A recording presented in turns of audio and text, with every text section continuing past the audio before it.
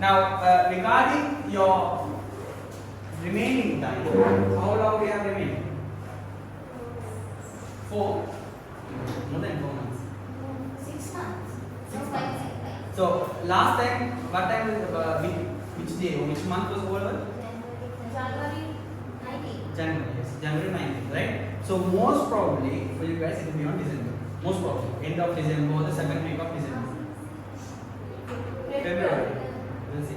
Most of the time they bring it closer because A level also they have to be 2 months ahead, 1 month or 2 months ahead, right? So they normally, I don't know if you guys know, normally order happens in December, right? So then because of Corona it got postponed, and now it is somewhere around in January, March, right? So now most of the time might be a bit more closer in my idea, or it can be January. Right? So most of the time, I was saying about the O-level time. So most of the time your O-level dates take care is December.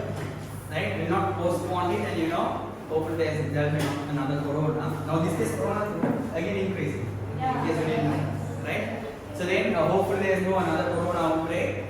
The O-level is going to be on December, right? So in that case, leaving December also out, how many months you have now? Let's include this month, 7, 8, 9, 10, 11, only 5 months more. Just rough sketch, you have only 5 months more, right?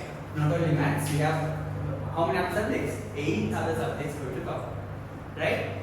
So then you have to work strategically here, right? Don't, now maths, there are few things, I will never say nothing to memorize because I also was a master student. Teachers say nothing to memorize, that's false. You have a lot to memorize, right? So you have equations to memorize, but why they say nothing to memorize is practice makes you memorize. Is that clear? Right? So the more you do questions, these equations become a part of your memory. You don't have to put effort to memorize it. So the main thing is simply do a lot of questions, right? The more questions you do, the more you are going to be familiar with the equation, and one equation can be applied in many ways. Okay, so the equation, how the question they ask the question, you'll be familiar with, right? So when you go to the exam, don't ever think that you can think and write the answer, right?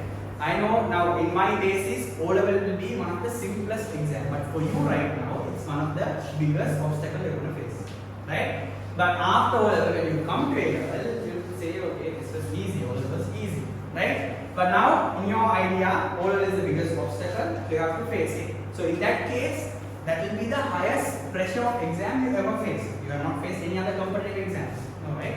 So this is the first competitive exam you're going to face, right? So when you go there, you can't think, you just go, you go blank, right? So it needs a lot of practice, just muscle memory for you to go and write the exam based on whatever the previous experiences that you had on these questions, right? So make sure these 10 years of past papers is more than enough for you to practice whatever that you need.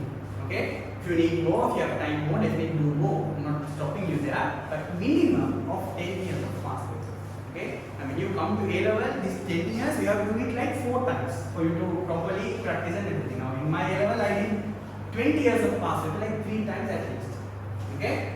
So it's that you just have to understand it's a different level of, when you go from A-level to O-level, it's like you're jumping 10 steps ahead. It's not that huge.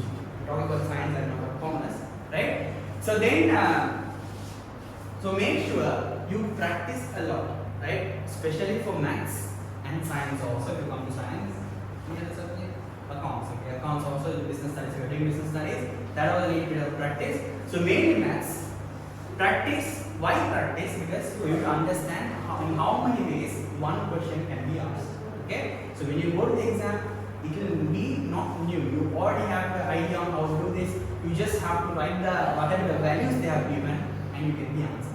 Right? So use the past paper that I have given you. Please go home. Even though you have done it even once, do it again. No problem. You have the answer there. If you can do it again, get the answer and double check with yours.